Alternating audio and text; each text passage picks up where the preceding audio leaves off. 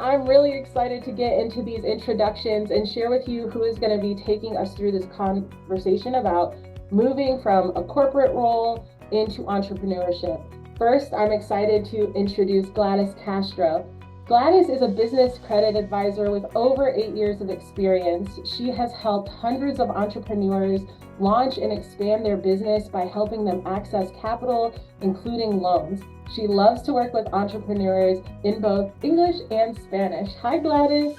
Hi, everyone. Great to meet you all. It is so wonderful to have you here. And next, we have Jessie Armenta. Jessie is a dynamic entrepreneur who at 43 has transitioned from a successful 13-year career in corporate management at Toyota Motor Sales, North America, to fulfilling their lifelong dream of entrepreneurship. After careful deliberation, they launched a cafe in 2019, which 2020 was a big year of change for everyone. And since then, they have expanded into food and catering despite the challenges that the pandemic brought on. Their journey is marked by resilience and adaptability and is a testament to the spirit of entrepreneurship. Jessie, we're so excited to have you here. Thanks for having me. It's an honor. Thanks for having me. Yes, of course. All right, so we have so many good questions and things to get through, so I'm just going to jump right into it. Okay, Gladys, based on your experience, what's a common challenge your clients face when transitioning from entrepreneurship, and how do you advise them to overcome that challenge? For me, two really come to mind. The first is not being well prepared and organized, and the second is not having enough funding to help you launch your business. To overcome these challenges, I recommend you create a business plan with enough detail to help you plan out your business in the short term and in the long term, right? So creating an action plan can help you get there too. You can even use a calendar to keep yourself accountable by scheduling working times, due dates, content creation ideas, things like that, right? So whatever works for you, whatever will keep you constant with that. And then funding is also a challenge for a lot of people who are just getting started. And knowing how much money you need and having a specific number in mind could help you find the funding that is right for you. Because not all funding will be right for you or for your business, right? Some loans are the right way, some of them are looking for investors or grants. And so finding the right funding for you is very important. So if you're looking for a business loan, I encourage entrepreneurs to connect with lenders ahead of time so you know exactly what the lenders are looking for before you need the actual loan. So things like making sure your credit is strong, knowing what your capacity is, how much you can afford to pay monthly, things like that, right? And also knowing how much of your own savings you're going to use. So for example, one of my clients was looking for $100,000 and he was looking for a $100,000 loan. And after he did some research, he realized that his monthly payments would be around $3,500 a month, which was too expensive for him. So he adapted his budget to get a loan that he could afford without obtaining more debt than he could handle, right? And here at AOF, we actually have a business coaching hub where you can meet one-on-one with a business coach who can help you with both of those things. And of course, all aspects of your business. So if funding is one of the things that you're worried about, come talk to us. We're happy to chat. Yes, I love that, those two perspectives, and thinking about funding, how much debt can you take on, and getting ahead of it, right? Like having an understanding before you just jump fully in. Is really, really helpful. And thank you for the shout out for the coaching hub. For those of you who don't know, Gladys is one of our coaches and credit advisors. So obviously she's amazing. So if you're looking for some one-on-one tailored support, you can check out that link and get some support in a bunch of different areas. But yes, getting started and planning is one of the key pieces that we help entrepreneurs with. But I was wondering, from your perspective, what are a few other things you think an entrepreneur can focus on if they maybe aren't ready or are overwhelmed by the thought of money right now? Yeah, and I think Gladys did a great job of sort of laying out really a sort of structured plan for even your thoughts and ideas, right? Before way ahead of the point at which you'll need money. You should probably really start thinking about your idea. What problem are you trying to solve, right? I think a lot of times people confuse passion with business. And just because you're passionate about something doesn't necessarily mean that anybody needs that thing, right? So really focusing on what the business plan looks like and who's your customer, what service are you providing, what hole are you filling? Those are all things and questions that require, time and deliberation well before you'll ever need the money.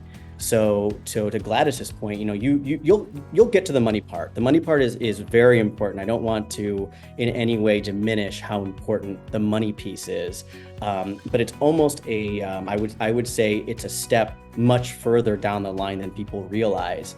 Often I think people get discouraged by the idea of, well, I don't have any money. I don't have any, too much savings to speak of. I can't even dream about an idea. And I would say that if you're passionate about entrepreneurship, that's maybe not the best way to look at it. Maybe you should, spend a little bit more time in the dreaming phase.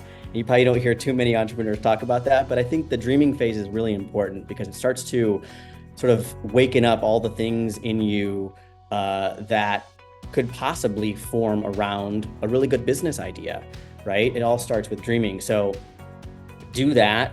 Once you kind of land on something, to Gladys's point, start getting it down on paper. Start spending time writing a business plan and just seeing what materializes for you. That's even before you get into truly sitting down and with coaches, right? So that you kind of have a really solidly formed idea and strategy in your head. And then someone like Gladys could probably help you really streamline that. But I would say also even before you get to the coaching aspect of it, I would say get yourself in community with other entrepreneurs. And it's one of the things that I really wish I had done. I also wish I had talked to Gladys earlier too, but here we are. But getting in community with entrepreneurs, and I've heard from friends, other entrepreneurs who say the same thing I say, that gosh, I really wish I knew you guys when I was starting this. And so the common theme or thread is I just don't have those kinds of friends. We're all 9-to-5 folks, we're all corporate folks. Or the friends I do have know who have businesses, they've had it for 20 years, they really can't help me with my idea. Well, I would push back on that argument and say, if you really want to be an entrepreneur, first of all, it's really hard. So you're going to have to go out and do hard things. And that means walking into your local coffee shop and asking if the owner is there. And, I guarantee you 99 out of 100 would take the time to chat with you. And before you know it, you'll make connections like that, and you will have grown a community of people that you can bounce questions off of, ideas off of, ask about real estate advice, ask about accounting. Should I get an accountant and when should I get an accountant? Should I have a lawyer and when should I have a lawyer? These kinds of questions that you should be asking yourself well before you even get to the funding part of it, so that when you do get to the funding part of it, you have a solid strategy as to why you need every dollar on that paper and where it's going to go. Yes, such a good point to spend some time in the dreaming phase, in like the foundation phase, meeting some other entrepreneurs and getting out there. And I do think, to your point of, going and asking for support and finding local entrepreneurs, we have heard a lot that entrepreneurship can feel very lonely. And so they might be thankful that you have come and asked them, so I think that's an excellent point. I would also say to the people who are hesitant to do that, don't understand you're also providing value. At least I would say that when people ask me questions about my journey, it gives me time to stop and think about the things that I've done. And that's inspiring in its own way. Sometimes you get so busy doing this thing you're doing, you've forgotten about all the accomplishments that you have already accomplished. And so I think that's something you're giving back to the entrepreneur.